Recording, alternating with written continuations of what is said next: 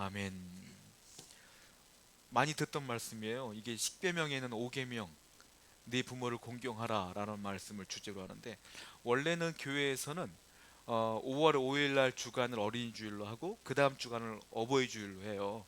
근데 이번에는 5월 5일이 주일이라 그 주간에 어버이날도 같이 끼어 있어서 한 주간에 다 같이 어버이 주일과 어머니 주일, 어린이 주일을 같이 보냈는데, 그 말씀은 제가 두 개를 준비했어요. 그래서 오늘은 또 어버이 주일의 말씀을 한번 생각해 봤으면 좋겠어요. 오늘은 어버이 주일이 아니지만 그래도 어버이 주일이라고 생각하고 말씀을 들었으면 좋겠는데요. 우리가 부모님 자식 간에 이야기할 때 제일 중요하게 얘기하는 게 효 얘기를 해요. 효. 근데 제가 이제 신앙생활 하다 보면은 그 예수님을 전할 때, 복음을 전할 때 그 안 받아들이는 분들이 종종 질문하는 것 중에 하나가, 기독교는 불효 종교 아니냐, 효를 무시하지 않느냐, 이런 얘기들을 많이 하고, 예전에 제가 큰 집을 제사를 명절 때 가면 큰 집을 제사를 지내요. 그러니까 저하고 저희 가족과 어머니는 뒤에서 기도를 했거든. 그때마다 싸움이 났어. 니들은 왜 절 안 하냐? 맨날 싸우고 그랬거든요. 니들은 불효막심하다. 늘 이렇게 했고, 우리 어머니는 그때마다 살아있을 때 효도하는 게 중요하지. 그리고 우리는 불효가 아니라 이 부모님을 기억하면서 기념하며 추도 예배도 드리고 기도합니다 라고 말해도 말이 안 통하죠. 뭐 예수 안 믿는 사람들한테는 그게 통하지 않아요. 복음을 전해도 니들은 불효하니까 못 믿겠다, 이런 분들이 굉장히 많아요. 기독교가 불효의 종교일까요? 여러분, 돌아가신 분 제사 잘 지낸다고 해서 그분들이 흡족한 거 아니에요. 그렇잖아요. 살아있을 때 효를 행하는 게 중요하지 않습니까? 다시 말씀드리지만 기독교는 불효의 종교가 아니라 효의 종교예요. 사실 효 그러면 어떤 사람들이 생각납니까? 유교. 우리나라는 유교 문화권이잖아요. 유교의 중요한 게 도리가 효잖아요. 효도. 그리고 효를 얘기하신 분이 누구예요? 공자님. 그리고 유교는 공자님을 따르잖아요. 그 말씀을 따르잖아요. 그러니까 우리나라 전반적으로 효 문화가 있고요, 유교 문화가 있다 보니까 효를 중시하고, 그들이 볼 때 제사를 지내지 않기 때문에 기독교는 불효하다라고 오해하는 경우가 많은데, 그렇지 않습니다. 왜냐하면 오늘 본문 읽어보면 알겠지만 10계명이 10가지 계명 중에 다섯 번째 계명이 뭡니까? 네 부모를 공경하라. 이게 다섯 번째 계명이 우리 계명에 있어요. 그리고 더 제 자세히 말씀드리자면 이 계명은 누가 받았어요? 모세가 받았어요. 10계명은 시내산에서 하나님이 돌판을 받았단 말이에요. 모세가 언제적 사람이냐면 우리가 알아야 되는데 BC 15세기 사람이에요. 그리고 출애굽을 했을 때 받았기 때문에, 출애굽을 언제 했으냐면 1446년, BC 1446년도에 출애굽을 했고요. 그때 시내산에서 받은 거예요. 그러니까 하나님께서 내 부모를 공경하라, 효에 대한 말씀을 언제 했다? BC 1446년도에 했다라는 거예요. 그런데 공자님은 언제적 사람이냐면 BC 551년도에서 479년도에 돌아가신 분이란 말이에요. 한마디로 말하면 BC 5세기경 사람이야. 모세보다 1000년 뒤에 태어난 사람이 공자예요. 모세가 1000년 먼저 태어났다고. 그러면 모세에게 먼저 말씀하신 하나님이 먼저입니까? 나중입니까? 우리가 먼저야. 효가 먼저. 무모를 공경하란 말씀을 먼저 공자가 태어나기 전 1000년 전에 하나님께서 이미 십계명 두 돌판에 세워주셨다라는 거예요. 그러니까 기독교는 효의 종교예요. 여러분, 누가 그런 얘기하면 이 얘기를 꼭 해주세요. 야, 우리가 먼저다, 우리가 원조요, 이렇게 얘기를 하세요. 그리고 또 하나, 어버이날 우리가 5월 8일 지키지 않습니까? 이것도 기독교가 원조요. 여러분들 그거 아셔야 돼요. 이 어버이날이 어떻게 시작됐냐면, 우리나라는 5월 8일 날 어버이날로 지키지만 사실 이게 미국에서 시작된 거예요. 미국 어디서? 교회에서 시작된 거예요. 미국 웨스터 감리교회라는 교회에서 시작됐는데 1908년도부터 시작된 겁니다. 이 어버이날이. 자, 이때에 에너 자비스라고 하는 선생님이 있었는데요. 그 교회를 출석했어요. 근데 어머님이 돌아가셨어요. 어머님이 돌아가시기 전에 늘 강조했던 게 있어요. 자녀, 이 에너 자비스 선생님에게 뭘 얘기했냐면 효를 얘기한 거예요. 이 5계명을. 야, 하나님은 부모를 공경하라고 했으니 너도 나도 함께 부모를 공경하고 서로 사랑하고 감사하며 살자. 이 얘기를 살아생전에 이 딸에게 늘 말했던 거예요. 이 딸이 어머님이 돌아가셨을 때에 그 5계명을 가르쳤던 것이 기억이 남아서 어머니를 공경하고자 하는 마음으로 그 장례식장에 카네이션으로 꾸며놨어. 그래서 그것이 기원이 된 거예요. 그래서 이 카네이션을 보고 이 에너자비스의 마음을 알았던 그 교회에 출석했던 워너 메이커라는 분이 계세요. 이분이 백화점 왕이라고 불린 분이에요. 손님은 왕이다 이렇게 처음 만들었던 분이 이 양반이에요. 이분이 이걸 듣고 5월 둘째 주일 날 어머니날 행사를 열어요, 교회에서. 그리고 오시는 부모님들에게, 어머니들에게 뭐랬냐면 카네이션, 그 카네이션을 달아주기 시작한 거예요. 그래서 이 웨스터 감리교회에서 처음부터 이 어머니날 행사가 시작됐고요. 이게 전국적으로 미국 전역으로 흘러가기 시작해요. 그래서 미국 대통령이 1914년도 우드로 윌슨이라는 대통령이 이거를 기념일로 지정했어요. 5월 둘째 주일은 어머니날입니다 라고 우리 국가 지정일로, 그 기념일로 지정한 거예요. 그래서 어머니날이 미국에서 시작된 것이다 라고 했고요. 그리고 10년 뒤에 아버지들이 서운하니까 10년 뒤에는 그 6월 셋째 주는 아버지 날입니다 라고 해서 아버지 날도 제정하기 시작했어요. 그리고 5월 둘째 주는 어머니날, 6월 셋째 주는 미국에서는 아버지 날로 지키기 시작한 거예요. 자, 이것으로 끝나냐? 아니요. 한국의 어버이날은 어떻게 시작됐을까요? 이것도 교회에서 시작된 거예요. 1930년도에 청주제일교회에서 시작됐어요. 청주제일교회에 선교사님이 오셨는데 그 선교사님 미국 선교사님이야. 미국에서는 어머니날이 있잖아요. 그래서 청주제일교회 1930년도에 5월 둘째 주일날 어머니날 행사를 시작한 거예요. 거기서부터. 그래서 나중에 우리나라 대통령, 처음에 대통령 1956년도에 이승만 대통령이 시작됐잖아요. 이승만 대통령이 미국에서 공부하셨잖아. 이분이 미국 문화에 익숙하단 말이에요. 대통령이 되자마자 1930년도에 청주제일교회에서 둘째 주일날 어머니날 행사를 하니까 5월 둘째 주일날 전국적으로 어머니날 행사를 하라고 한 거예요. 근데 그날에 공교롭게도 5월 8일이야. 5월 둘째 주일이. 그래서 5월 8일 날을 어머니날을 제정한 거예요. 1956년부터 시작해서 우리나라가 어머니날이 시작됐고요. 시간이 흘렀어. 아버지들이 또 서운하잖아. 1973년도부터 5월 8일 날 어머니날을 어버이날로 바꾼 거예요. 그래서 아버지는 1913년부터 시작한 거예요. 너무 서운해. 그렇게 된 거예요. 그래서 어버이날로 1913년부터 시작된 거예요. 누가 만든 거예요? 기독교에서 시작한 거예요. 그러니까 우리가 불효의 종교가 아니에요. 사람들이 오해하고 잘 모르니까 그런 식으로 얘기하는 건데, 여러분들이 이 스토리를 아시고 누가 그렇게 얘기하면 아니다. 우리 성경은, 하나님 말씀은 부모님을 공경하는 말씀이 굉장히 중요하게 여겨진다. 이 얘기를 꼭 해야 된다는 거예요. 그러니까 우리가 완벽할 수는 없어도 기본적인 마음 자세는 신앙인이라면 부모님을 공경하고 사랑하는 마음이 있어야 된다. 그래서 그렇게 말씀대로 살아가려고 노력해야 된다는 거예요.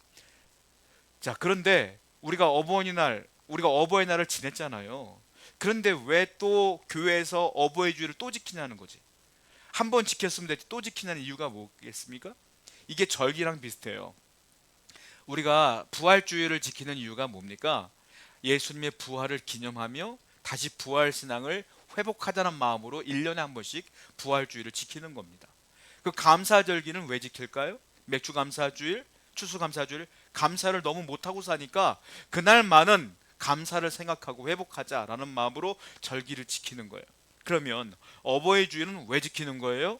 우리가 공경을 잘 못하니까 1년에 한 번이라도 어버이날 지키고 끝나는 것이 아니라 부모님을 공경하는 마음을 회복하자라는 마음으로 교회에서는 어버이 주일을 지킨다라는 거예요. 그러니까 우리가 어버이날 지키고 끝, 카네이션 달아주고 끝, 밥 한번 먹고 끝, 이게 아니라 우리는, 기독교인은, 신앙인은 이 어버이 주일이 된 뿌리를 한번 생각해 봐야 돼요. 뿌리를 한번 성경을 볼까요? 신명기 15장 16절 말씀입니다. 읽어봅니다. 시작. 부모를 공경하라. 이거는 인륜이에요. 인간이 해야 될 도덕적인 부분이란 말이에요. 그래서 사람들은 부모를 공경하라 그러니까 효도하자 이것만 얘기하는데, 이 뿌리를 잘 생각해 보시면, 오늘 본문을 읽어보시면 그 앞에 중요한 내용이 있어요. 뭐라고 했습니까? 네 하나님 여호와께서 명령한 대로 네 부모를 공경하라. 그냥 인륜이 아니라 하나님이 명령한 대로 공경하라. 그러니까 인륜이 먼저가 아니라 뭐가 먼저다?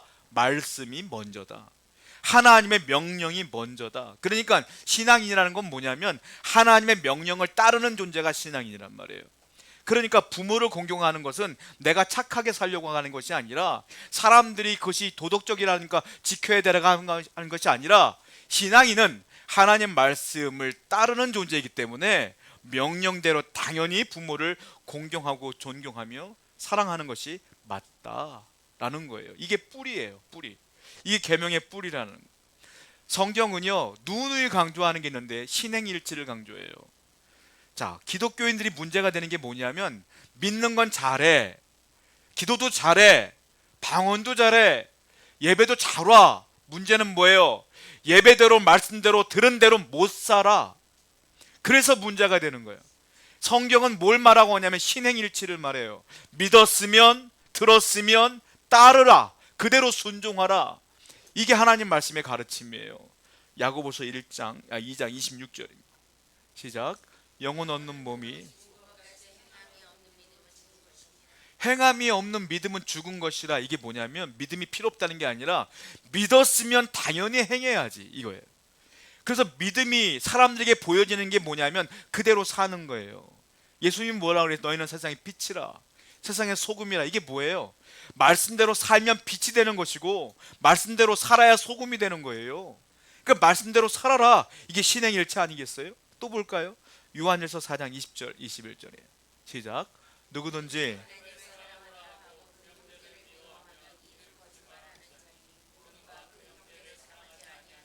보지 못하는 바 하나님을 사랑할 수 없느니라. 우리가 이 계명을 주께 받았나니 하나님을 사랑하는 자는 또한, 우리가 이 계명을 주께 받았다. 계명은 말씀이에요. 말씀을 받았으니까 어떻게 하라? 하나님을 사랑하는 자는 또한 그 형제를 사랑하는 것이 마땅한 거예요. 그러니까 뭐예요? 하나님을 사랑한다고 말하면서 이웃을 사랑하지 않는다? 거짓말하는 거예요. 보이지 않는 하나님을 사랑한다고 하면서 어떻게 보이는 형제를 사랑하지 않느냐? 이건 거짓말이라는 거예요. 여러분, 보이지 않는 걸 사랑하는 게 편해요? 보이는 사람을 사랑하는 게 쉬워요? 당연히 안 보이는 걸 사랑할 수가 없죠. 근데 하나님을 사랑한다고 말하면서 어떻게 하나님께서 말씀하신 사람들을 사랑하지 않느냐는 거예요. 그러니까 하나님을 사랑하면 당연히 부모도 공경하는 것이 맞다. 그러니까 이게 신행일치예요. 하나님께서 말씀하신 게 뭡니까? 하나님을 사랑하라, 이웃을 사랑하라. 두 가지밖에 안 줬어. 하나님을 사랑하는 건 당연히 이웃을 사랑하는 것이고 부모님을 사랑하는 것이고 내 형제 자매를 사랑하는 것이고 내 옆에 있는 사람들 사랑하는 것이 맞지 않겠느냐? 그러면서 하나님을 사랑한다고 하면서 이웃을 미워하거나 싫어한다는 것은 거짓말이다. 난 그 사랑으로 치지 않는다. 이게 성경에 써 있는 거예요. 그러니까 이게 신행일치의 삶이라는 게 뭐냐면 두 가지를 다 해내야 되는 거예요.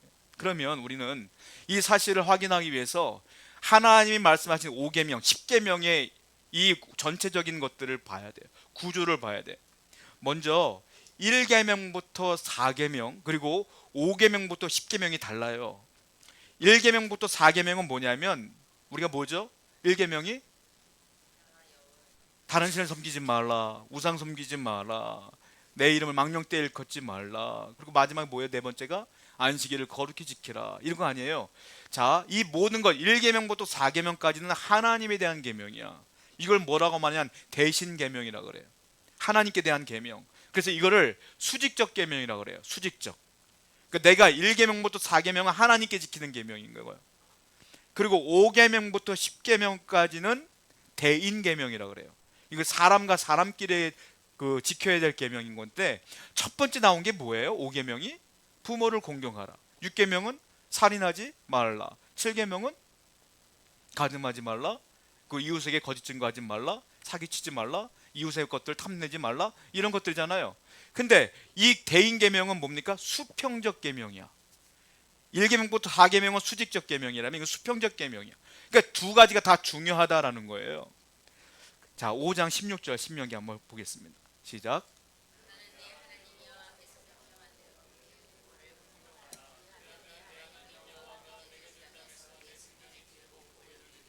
그런데 5계명 부모를 공경하라는 건 특징이 두 가지가 있는데요. 특이해요. 뭐가 특이하냐면 첫 번째, 이 대인 계명 중에 첫 번째로 나온 게 뭐냐면 부모를 공경하라가 맨 처음에 나왔어. 이게 특징이에요. 살인보다 더 중요한 거야. 살인하지 말라보다. 부모를 공경하라가 첫 번째로 나왔어요. 두 번째는 뭐냐면 1계명부터 10계명까지는 지켜라 지켜라 지켜라로 끝나지만 5계명에는 뒤에 뭐가 붙어 있어요.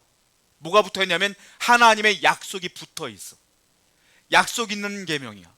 나머지 계명은 약속이 안 붙어 있어. 근데 5계명만 약속이 붙어 있어요. 자, 신명기 5장 10절 말씀 볼게요. 시작.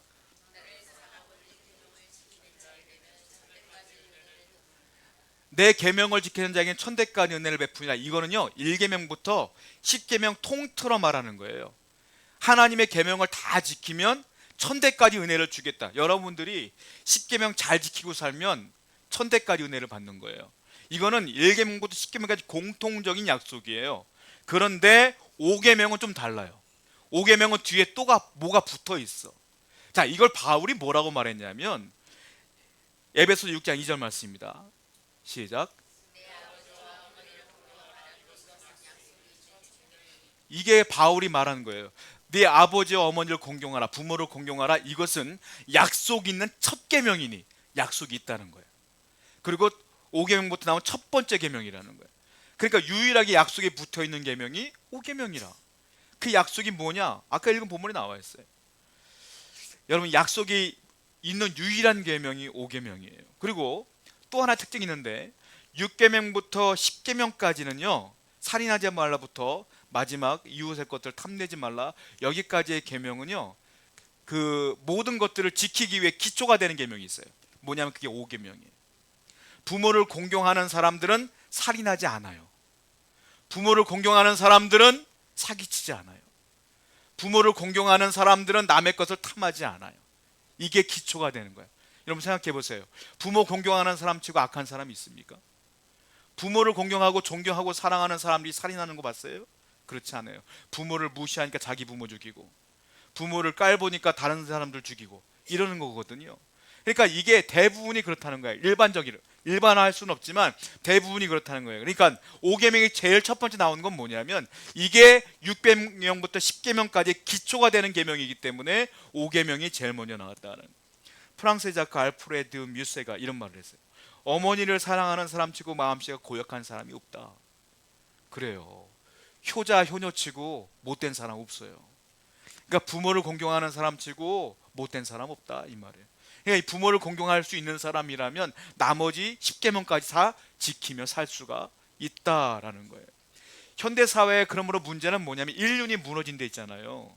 사람들이 사람의 목숨을 경히 여기며 남의 물건들을 함부로 해치고 이런 것들 많잖아요. 인륜이 무너지니까 사회가 무너지는 거야. 그런데 인륜 앞에 뭐가 있다고요? 하나님의 명령이 있는 거야. 네 부모를 공경하라는 하나님의 명령이야. 그러니까 결국은 내 신앙이 무너지면 인륜이 무너지는 것이고, 내가 신앙을 잘 지키면 인륜이 안 무너지는 거예요. 그러니까 이 사회 전반적인 문제는 뭐냐? 찾아보면 책임은 어디 있느냐? 우리한테 있는 거예요. 우리가 기도하지 않아서, 우리가 신앙대로 못 살았기 때문에 사회가 무너지고 있는 거 아니냐. 교회는 정신 차려야 돼. 그래서 말씀대로 살려고 성도가 노력하면 그 영향력이 흘러가고 우리 주위부터 변화되는 거 아니겠어요? 그러니까 성도는 하나님 말씀대로 살아가는 것, 그것이 제일 중요해요. 그래야 말씀대로 살아가면 그 사회가 변화되기 때문에 그렇습니다. 홍일식이라고 하는 2023년도에 돌아가셨는데, 홍일식 고려대학교 전 총장님이 계시는데요. 이분이 우리나라의 효도에 관해서는 거의 일가견이 있는 분이에요. 효도 운동을 펼쳤던 분이에요. 이분의 제가 일대기 가운데 제가 에피소드를 하나 알고 있는 게 있었는데, 이분이 어느 날 뭐 강연차 미국에 갔다가 식당에 들어갔어요. 식당에서 식사를 하시는데 손님이 너무 많은 거예요 거기에. 그러니까 주인이 서빙을 할 때 주인한테 얘기를 해요. 식당이 너무 잘 되네요. 너무 잘 되죠? 돈 많이 버시겠어요? 라고 말했더니 이렇게 음식을 서빙했던 주인이 얼굴이 안 좋아져요. 돈 많이 벌면 뭐합니까? 다 뺏기는데 이러는 거예요. 아니 왜 뺏겨요? 그랬더니 흑인들이 틈만 나면 쳐들어와서 난리를 친대. 흑인들이 와갖고 맨날 돈도 뺏어가고, 흑인들이 와서 장사 못하게 만들고 물건 부수고 속상해 죽겠다는 거야. 그랬더니 용일식 전 총장님께서 뭐라고 말하냐면, 그러면 이렇게 한번 해보세요. 행사를 하나 만들어 보십시오.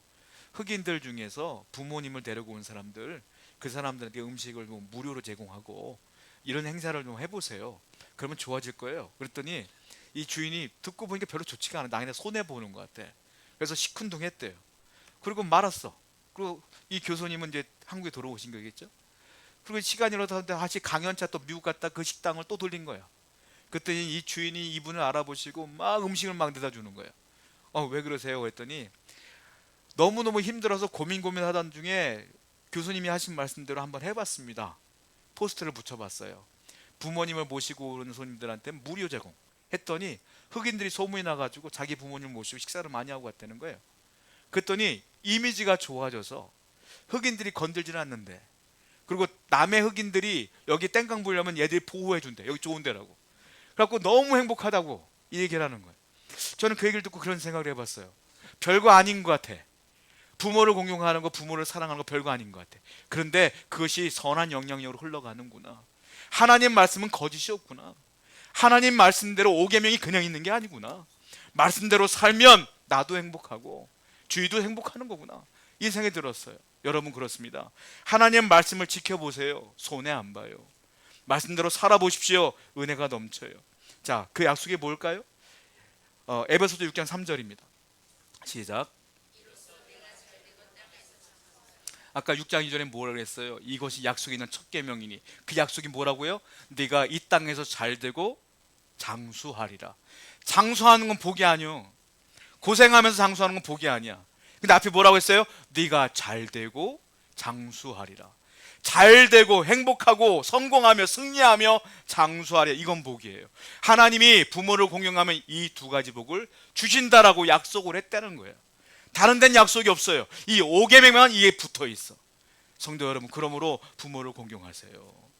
정말로 부모님을 사랑하고 자녀에게 이 부모 공경을 가르쳐 줘야 돼. 이건 내 마음이 아니야. 말씀이야. 성경 말씀을 가르칠 때 그 자녀들도 잘 되는 거예요. 성경 인물들 가운데 잘된 인물들을 보십시오. 이삭, 아버지 말에 순종했어. 아브라함이 너 죽이란다 야. 네, 잡아가세요. 그냥 그 제단에 갔어. 이삭 반항 한 번 하지 않았어. 아버지 말을 공경하며 순종한 거예요. 이삭이 복 받았어요? 안 받았어요? 이삭 한 거 별로 없어요. 성경을 보세요. 별로 한 거 없는 것 같아. 근데 복을 엄청 받았어. 약속이 이루어졌어요.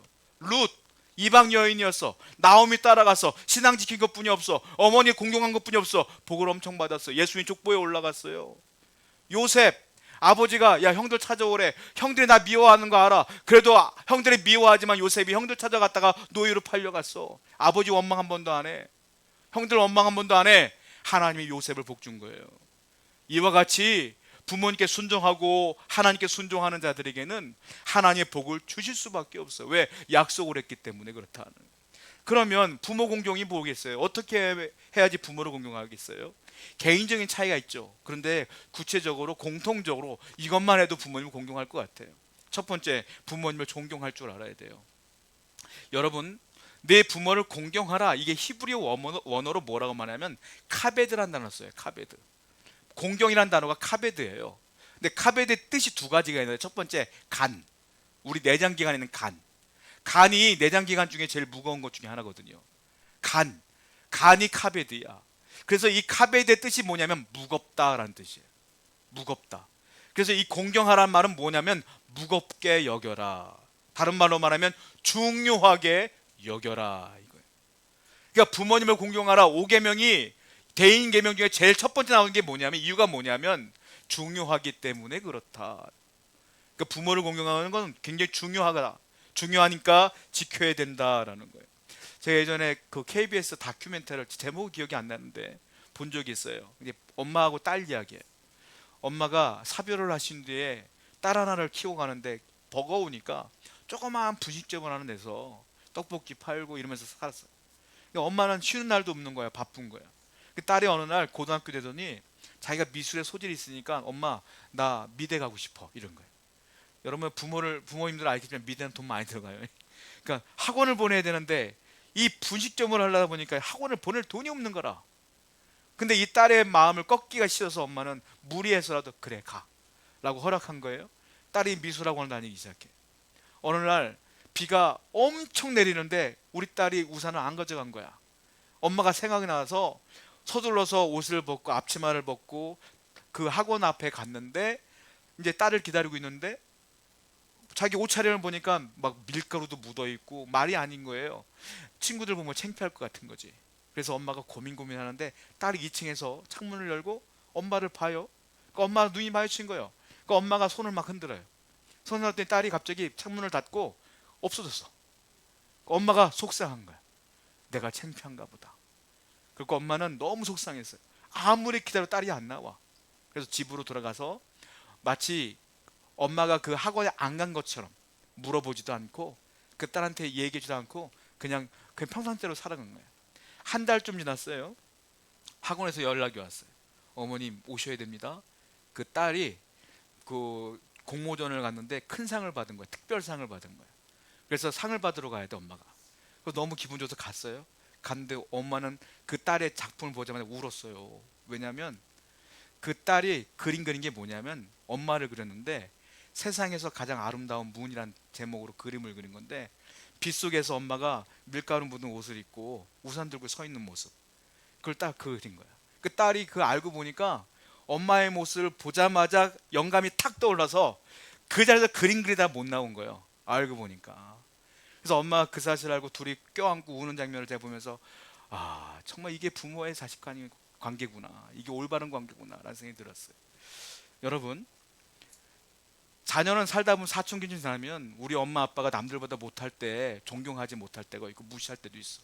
때로는 나보다 조금 공부 못한 것 같으면 좀 오해할 때도 있어.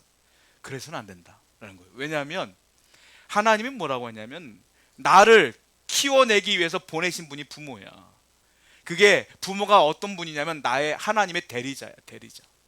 그러니까 하나님이 직접 나를 키우는 것이 아니라 부모님을 대신 보내서 나를 키워주시는 거예요. 그러니까 부모님을 존경하는 것, 그것이 부모를 공경하는 것이 아니겠느냐라는 것이죠. 여러분 부모님들이 여러분들보다 조금 못 보였어도 존경하시고 그분들을 사랑하셔야 된다는 거예요. 두 번째 어떻게 공경할까요? 감사해야 돼요. 저는 가끔가다 그런 생각을 해봐요. 우리 부모님이 나를 키워낼 때 돈 얼마나 썼을까? 혼자 그런 생각을 해봐요.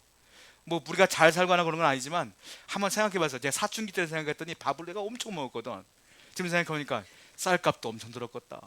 고기를 먹어도 우리 3근씩 먹었거든 옛날에. 야 내가 그때 엄청 먹었는데 그 당시에 비쌌을 때 어떻게 살았을까 이 생각이 들어요. 근데 부모님이 내가 너 이렇게 키웠으니까 이만큼 들었으니까 돈 내나 한 적 있어요? 없어. 우리 부모님은. 여러분의 부모님도 마찬가지고 다 그런 거 아니겠어요? 야 그렇구나. 부모님은 아까워하지 않는구나. 그 생각하면 그것만 생각해도 감사가 나와. 그것만 생각해도 야 감사한 거구나, 정말 감사하구나 라는 생각이 들어요. 한 번은 운전하면서 그 라디오를 들었는데 그 딸이 아버지에 대한 사연을 보낸 거예요. 저기 보면 우리나라 제일 큰 제일 높은 빌딩 있죠. 거기 123층에 전망대가 있거든요. 거기 표를 입장권을 사다가 아빠한테 선물을 한 거야. 근데 아빠가 그걸 가지고 올라가서 구경하라고 아빠가 엉엉 울었대요. 그래서 그 사연을 보내준 거예요. 왜냐하면 아빠가 화물트럭 운전기사인데 어릴 때 63빌딩, 우리나라에서 63빌딩이 제일 높았잖아요 옛날에. 63빌딩에 갔는데 딸과 함께 갔는데 돈이 없어서 입장권을 못 사신 거예요. 그리고 먹을 거 사고 싶었는데 이 딸에게 사줄 수가 없는 거라. 그래서 그 옆에만 둘러보다가 돌아온 기억이 있는 건데, 세월이라서 이 딸이 직장 생활하면서 아빠 갔다 오시라고 요 전망대 입장권을 주니까 아빠가 그 위에 올라가서 울은 거야. 그게 생각나서 아이고 내가 참 미안하구나 라는 생각이 들어서 울었대요. 그걸 딸이 듣고 라디오에 그 사연을 보낸 거더라고요. 저는 그 생각이 들었어요. 야 이런 자식 간의 부모가 안에 있구나. 서로 감사하는구나. 서로. 그래 이게 감사하지. 어떤 자식은 왜 이거 안 해줘서 맨날 원망하는데 이런 자식이 있어야지. 그래 서로 감사하고 부모도 감사하고 자식도 감사하며 사는 거 아니겠느냐. 이게 여호와를 공경하고 하나님 대리자이신 부모님을 공경하는 거 아니겠느냐라는 생각이 들었어요. 여러분 감사하셔야 돼요. 늘 감사하셔요. 이런 말이 있더라고요. 내리사랑은 있어도 치사랑은 없다. 내리사랑은 있는데 치사랑이 뭐냐면 자식이 부모를 사랑하는 걸. 그 사랑은 없어. 아무리 부모를 존경한다고 용돈 준다고 해도 조족지열이요. 부모가 준 거에 비하면 아무것도 아닌 거예요. 그러니까 야 감사할 수밖에 없구나 생각이 들어요. 세 번째 부모를 공경하는 건 뭐겠어요? 신앙입니다. 저는 지금 생각해보면 내 신앙은 내가 잘나서 가진 게 아니에요. 우리 어머님이 날 두들겨 패서 교회 보내서 신앙을 가진 거야. 다른 사람들은 내가 신학교 가서 물어봤더니 교회를 혼자 나갔다가 부모님은 교회를 못 나가게 하는데 혼자 나가서 신학교까지 온 분들을 매맞으면서 교회를 나갔대. 나는 반대야. 교회를 안 가는데 교회 가라고 두들겨 팼거든 우리 어머님. 그게 그 은혜야 생각해보니까.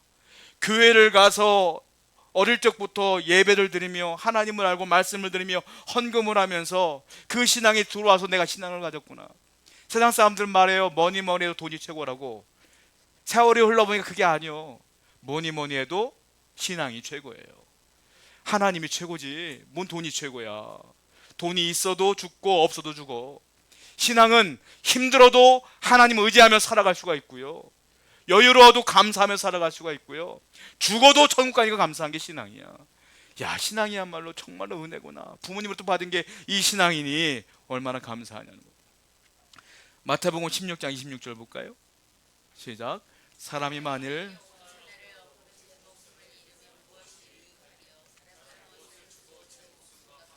돈이 최고가 아니에요. 신앙이 최고야.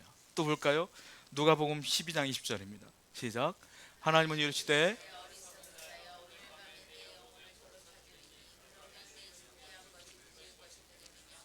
역시 똑같은 말씀이에요.